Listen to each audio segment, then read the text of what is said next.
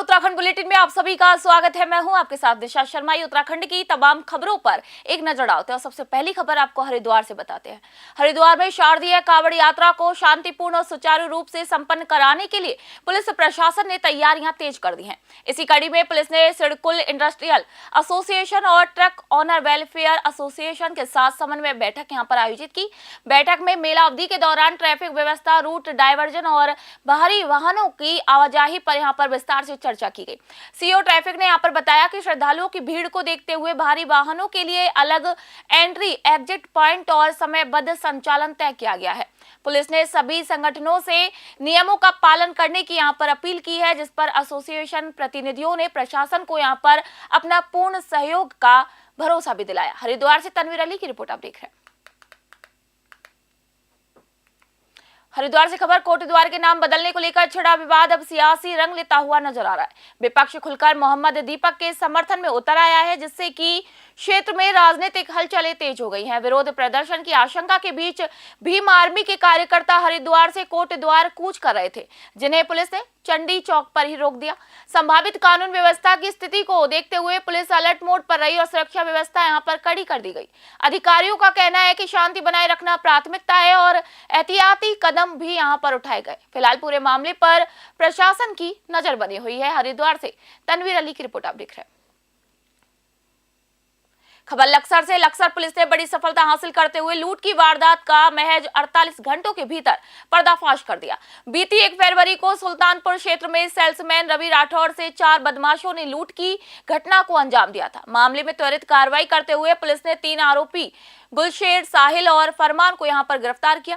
उनके कब्जे से 1,85,000 रुपए नगद, 1 मोटरसाइकिल, 1 बैग बरामद किया है। एसपी देहात शेखर सुयाल ने यहां पर बताया कि एक आरोपी फिलहाल फरार है, जिसकी तलाश में लगातार दबिश दी जा रही है। गिरफ्तार आरोपियों का आपराधिक रिकॉर्ड भी यहां पर पुलिस खंगाल रही है। लश्कर से जॉनी चौधरी की रिपोर्ट आप देख रहे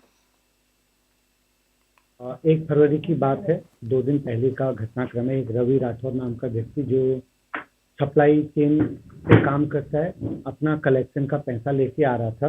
तो ये 3-4 लोग हैं जो गुलशेर, सलमान, फरमान और साहिल, जो इस बात से वाकिफ थे कि जो रवि राठौर नाम का व्यक्ति है, इसके पास कलेक्शन के पैसे होंगे और करीब 1,00,000-2 लाख रुपए होने की बात उनकी जानकारी में थी।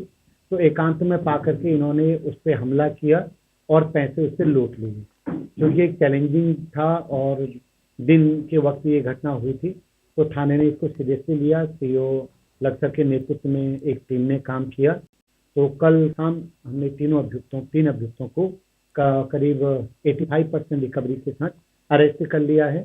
3 अभियुक्त जो हैं, इनका ऑलरेडी क्रिमिनल हिस्ट्री के बारे में अभी हम जानकारी ले रहे हैं। गुलशेर, फरमान और साहिल तीनों खड़ंजा कुतुबपुर के रहने वाले। खबर खटीमा से, उधम सिंह नगर के सीमांत खटीमा में मामूली विवाद ने देर रात हिंसक रूप ले लिया।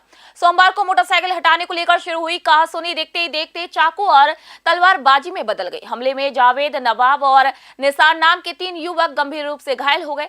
घटना का वीडियो भी सामने आया है, जिसमें मारपीट और धारदार हथियारों से हमला साफ दिख रहा है। घायलों को नागरिक अस्पताल लेकर जाया गया, जहां से 2 को हायर सेंटर रेफर किया गया। कोतवाल वीरेंद्र शाह ने यहां पर बताया कि आरोपियों की पहचान कर आगे की कार्रवाई की जा रही है। लगातार हो रही घटनाओं से क्षेत्र में फिलहाल दहशत का माहौल बना हुआ है। खटीमा से अशोक सरकार की रिपोर्ट आप देख रहे हैं।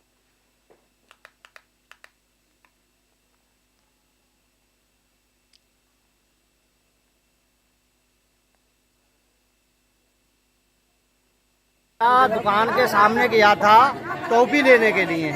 उनने गाड़ी खड़ी करी, 13 साल का बच्चा, जब उसको उनने गाली दी कि गाड़ी हटाओ सामने से, उनने नहीं हटा पाया। बदतमीजी से कुछ बोल गया होगा, बच्चा भी है, ये भी हम मानते हैं। लेकिन उनने धारदार जो खुखरी होती है उससे वार किया तो उसका पूरा हाथ कट गया, जिसमें कि डॉक्टरों ने ये कहा इसकी संभावना है नहीं हाथ सही होने की। और उसके भाई के जो जब दूसरी तलबा वो मारी है, क्या नाम है, खुखरी, तो उसकी रान में जो अंदर की नस होती है वो डॉक्टरों ने भोजीपुरा कहा है कि ये नस कट चुकी है, पैर बहुत मुश्किल बात है सही हो जाए। वेद और नावेद, तो हम चाहते हैं कि ऐसे लोगों को हमारे सरकार जो है उनको फांसी दे। जी, मेरा नाम मोहम्मद सब्बर खां है। हमारे मुख्यमंत्री धामी जी हमारे बड़ा करीबी हैं और वो हमें जानते भी अच्छे से हैं। ये बात और मैं फांसी की मांग करता हूँ। कल रात में नागरिक चिकित्सालय खटीमा में 3 युवकों को लाया गया था जिनको धारदार हथियारों से चोटें आई थी। उनमें से 2 युवक गंभीर थे जिनको प्राथमिक उपचार के बाद आगे अन्यत्र हायर सेंटर के लिए रेफर कर दिया गया और 1 युवक को मामूली चोटें थीं तो उसका इलाज अभी नागरिक चिकित्सालय खटीमा में ही किया जा रहा है। कल देर रात इस्लाम नगर के अंदरूनी इलाके में कुछ युवकों की आपस में मारपीट हो गई जिसमें जो है 3 लोग घायल हुए हैं जो वर्तमान में अस्पताल में उपचाराधीन हैं। इस संबंध में वही पीड़ित पक्ष की ओर से जो है तहरीर दी जा रही है और पुलिस ने त्वरित कार्रवाई करते हुए इसमें 2-3 लोगों को हिरासत में लिया है। जैसी तहरीर प्राप्त होती है वैसी फिर उसमें अग्रिम कार्रवाई अमल में लाई जाएगी। जी देखिए, इसमें हमारी पुलिस के द्वारा लगातार जागरूकता अभियान चलाए जा रहे हैं और बीच बीच में प्रिवेंटिव एक्शन भी किए जा रहे हैं और जैसी जो है अभी कुछ चुनाव व्यापार मंडल वगैरह के होने हैं तो इसमें थोड़ा हमारी पुलिस व्यस्त थी और जैसी ये चीज़ें होती हैं तो फिर तुरंत जो है फिर टीम बना के इसमें छापेमारी कार्रवाई की जाएगी। ये देखिए, हमारे थाना क्षेत्र के विभिन्न चौकी क्षेत्रों में नशा उन्मूलन और इसके संबंध में खबर नैनीताल से। नैनीताल के भीमताल क्षेत्र में जंगली जानवर के हमले से एक महिला की दर्दनाक मौत हो गई। 60 वर्षीय गंगा देवी रोज की तरह मवेशियों के लिए घास काटने जून स्टेट के जंगल गई थी, तभी उन पर वन्य जीव ने हमला कर दिया। देर शाम तक घर नहीं लौटने पर परिजनों ने तलाश शुरू की।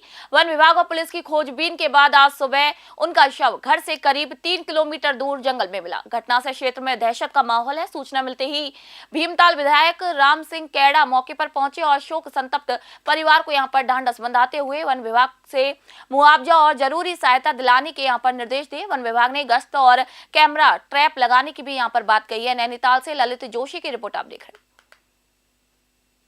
खबर हरिद्वार से। धर्म नगरी हरिद्वार एक बार फिर बड़े आध्यात्मिक और सांस्कृतिक समागम का केंद्र बन गया है। 3 दिवसीय भव्य आयोजन में देश की कई बड़ी हस्तियां शामिल होंगी। भारत के 14वें पूर्व राष्ट्रपति रामनाथ कोविंद आज हरिद्वार पहुंचे और इसे आध्यात्म का द्वार बताते हुए संतों के सानिध्य को अपना सौभाग्य कहा। कार्यक्रम में उत्तर प्रदेश के मुख्यमंत्री योगी आदित्यनाथ, महाराष्ट्र के मुख्यमंत्री देवेंद्र फडणवीस और रक्षा मंत्री राजनाथ सिंह के शामिल होने की भी यहां पर संभावना है। जूना अखाड़ा के पीठाधीश्वर स्वामी अवधेशानंद गिरी ने बताया कि ये समागम भारतीय संस्कृति और सनातन परंपरा को मजबूत करेगा। प्रशासन ने यहां पर सुरक्षा और यातायात के पुख्ता इंतजाम भी किए। हरिद्वार से तनवीर अली की रिपोर्ट आप देख रहे हैं। स्वामी अवधेशानंद गिरी जी महाराज का बहुत बहुत आभारी हूँ कि उन्होंने इस अवसर पर मुझे आमंत्रित किया। सचमुच हरिद्वार को मैं अध्यात्म का द्वार मानता हूँ और इसीलिए जब इच्छा होती है जानकर अथवा कोई कार्यक्रम बन जाए, और इसे मैं सौभाग्य इसलिए मानता हूँ कि जो मन में होता है, इच्छा यहाँ बार बार आने की होती है, तो उसके महाराज जी निमित्त बन जाते हैं और इसको मैं अपना सौभाग्य मानता हूँ। व्यस्तता तो हर किसी की होती है, मेरी केवल अपनी व्यस्तता नहीं है, लेकिन जहाँ जाने में लगता है कि कुछ पल हमारे जो हैं। इस 3 दिवसीय कार्यक्रम में भारत का जो सांस्कृतिक वैभव है, जो हमारी सनातन परंपरा है, उस पर हम चर्चा करेंगे। भारत में विविधताएं, भिन्नताएं, लेकिन हम फिर भी एक हैं। तो आज जो भारत, अजेय भारत दिख रहा है, समर्थ भारत, सशक्त भारत, इसके मूल में हमारी संस्कृति है जो सर्वे भवन्तु सुखिनः का भाव रखती है। वहाँ में राष्ट्रपति 14वें राष्ट्रपति राम कोविंद जी का आगमन शुभ है। इसी क्रम में आज सायंकाल में महाराष्ट्र के मुख्यमंत्री आदरणीय देवेंद्र फडणवीस जी आ रहे हैं। गुलाब कटारिया जी कल पहुंचेंगे और उस क्रम में माननीय योगी जी, उत्तर प्रदेश के मुख्यमंत्री, आदरणीय राजनाथ सिंह जी, रक्षा मंत्री जी, और अनेक प्रदेशों के उप मुख्यमंत्री, मुख्यमंत्रियों का आगमन हो रहा है। हमारे माननीय मुख्यमंत्री जी संत सम्मेलन में हमारे साथ रहेंगे, हमारे यहाँ के गवर्नर हमारे साथ रहेंगे। माननीय पुष्कर सिंह धामी जी को मैं धन्यवाद देता हूँ कि स्वामी अवधेशानंद खबर चमोली से। चमोली जिले के कर्णप्रयाग क्षेत्र पंचायत सभागार में मंगलवार को मुख्य विकास अधिकारी अभिषेक त्रिपाठी की अध्यक्षता में तहसील दिवस का आयोजन किया गया। कार्यक्रम में क्षेत्र की जनता ने सड़क, शिक्षा, स्वास्थ्य, पेयजल, भूंदसाव, जंगली जानवरों से फसलों की सुरक्षा, स्वरोजगार और मुआवजा जैसी समस्याएं अधिकारियों के समक्ष रखी। इंदिरा देवी ने मुख्यमंत्री राहत कोष से आर्थिक सहायता, सूरज प्रकाश ने पीएम स्वनिधि योजना से रोजगार और प्रेमलता देवी ने एनएच दीवार निर्माण की यहां पर मांग की। कुल 62 शिकायतें दर्ज हुई, जिनमें से 32 का मौके पर ही निस्तारण किया गया। सीडीओ ने अधिकारियों को शेष मामलों का शीघ्र समाधान करने के भी आदेश दिए। बैठक में जनप्रतिनिधि और विभागीय अधिकारी भी मौजूद रहे। चमोली से सुरेंद्र धनेत्रा की रिपोर्ट आप देख रहे हैं। आज तहसील दिवस में 62 शिकायतें अभी तक प्राप्त हो चुकी हैं और इसमें से मुख्यतः रोड से संबंधित थी, जो पीडब्ल्यूडी या पीएमकेएसवाई से संबंधित रही है।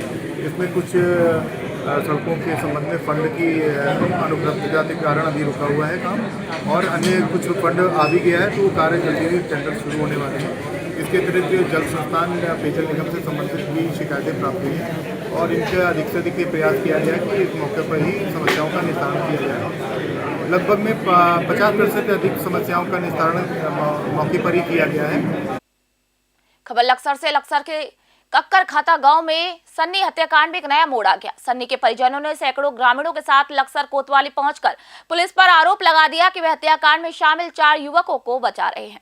पुलिस ने यहां पर केवल रोहित को गिरफ्तार किया है, जबकि बाकी 4 आरोपी फिलहाल फरार हैं। कोतवाली पहुंचे एसपी देहात शेखर सुयाल ने यहां पर ग्रामीणों से वार्ता कर उन्हें भरोसा दिलाया कि हत्याकांड में सभी आरोपियों की भूमिका की गहन जांच की जाएगी और किसी को यहां पर नहीं छोड़ा जाएगा। आश्वासन मिलने के बाद आखिरकार ग्रामीण शांत हुए और अपने अपने घर गए। लक्सर से जॉनी चौधरी की रिपोर्ट आपको बता रहे हैं। नहीं, उसमें जो संदिग्ध जो परिजनों ने बताए थे, 3-4 संदिग्ध, उनसे पूछताछ सख्ती से करी थी तो ये तथ्य आया था कि उसमें से उस व्यक्ति को कहीं मार दिया गया है। उसकी बॉडी जो मेन अभियुक्त है उसकी निशानदेही पर हमको रिकवर हुई है और उसका पैनल से पोस्टमार्टम हुआ है। पोस्टमार्टम के बाद ये तय होगा कि उस मौत के लिए कितने लोग और किस अंदाज में उसकी डेथ हुई, क्योंकि चोट के निशान और आंख में भी घाव था, क्योंकि सब लोग एक ही जगह के रहने वाले थे, कंसेंट से बाहर आए थे। अब बाकी जो परिजन है उनका ये कहना है कि इसमें और लोग भी इन्वॉल्व हो सकते हैं। इंस्पेक्टर इसकी इन्वेस्टिगेशन करेंगे। हमारी सीओ लक्सर मैडम खुद इस केस को माइन्यूटली एक बार ऑब्जर्व करेंगी, जिसकी जो भूमिका होगी। उत्तराखंड की खबरों में आज इतना ही। नई ताजा तरीन खबरों के लिए देखते रहे News 21। मैं निशा शर्मा फिलहाल आप सभी से इजाजत चाहती हूँ।